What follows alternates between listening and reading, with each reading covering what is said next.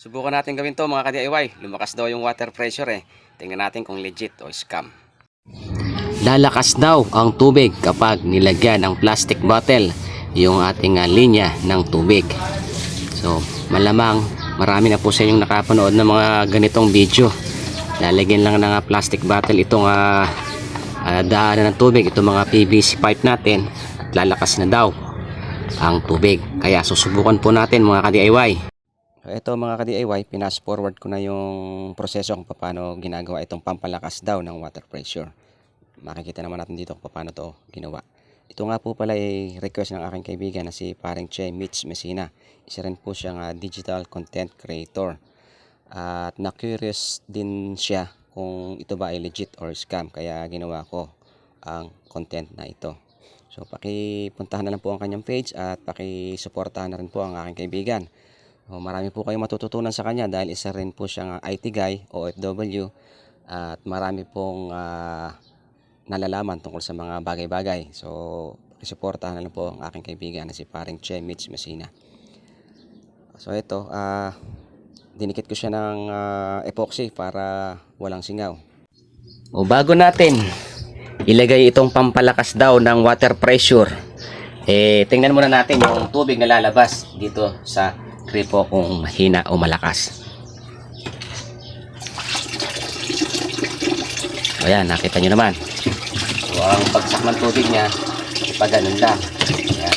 Samantalang yung nakita natin dun sa mga nagbabiral na pampalakas ng water pressure, sumusurindit yung tubig talaga.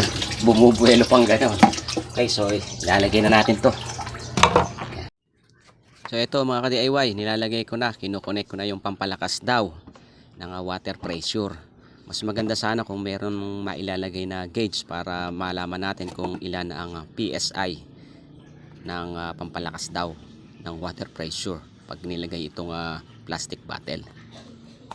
So nilagyan ko rin siya ng Teflon tape para siguradong walang singaw kung lalakas nga ba ang water pressure nito mga ka-DIY. Ayan, malalaman na natin kung legit nga ba o hindi. At nilagay ko na rin yung gripo.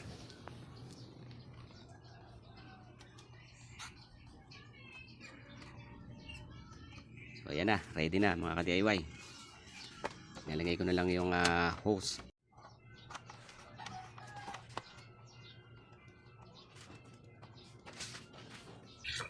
So ayan mga ka-DIY, umakit na yung tubig. Ito. So binuksan ko na yung valve dun sa labas ng tubig. Ngayon, susubukan na natin kung totoo nga bang lalakas ang water pressure.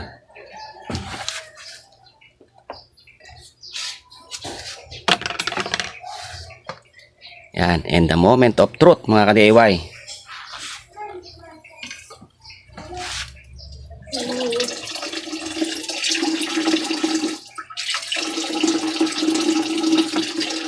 Kita nyo naman, wala namang pagbabago.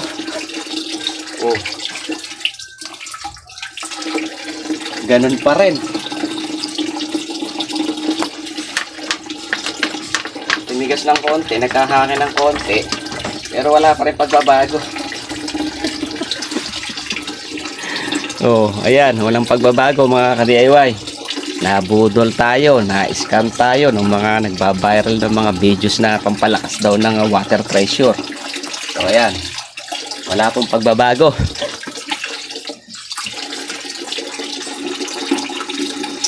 Ala.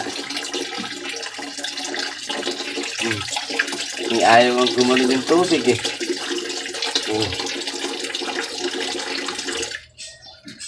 So yan mga ka-DIY, sana naliwanagan ang lahat sa mga pambubudol, mga ginagawa ng mga ibang content creator.